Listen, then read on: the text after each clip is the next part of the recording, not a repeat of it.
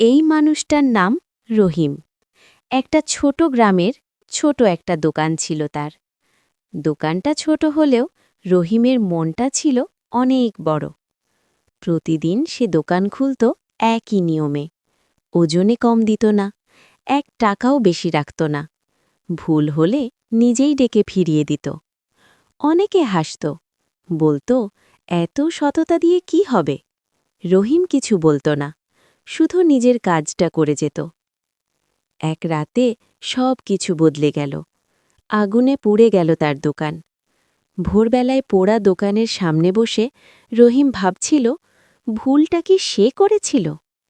ঠিক তখনই গ্রাম থেকে মানুষ আসতে শুরু করল। কেউ টাকা আনল, কেউ চাল, কেউ সাহস। কারণ তারা জানত রহিম সৎ। সেদিন রহিম বুঝেছিল, সততা কখনো নষ্ট হয় না। হয়তো দেরি করে, কিন্তু একদিন তা ফিরে আসে, বিশ্বাস হয়ে, শান্তি হয়ে।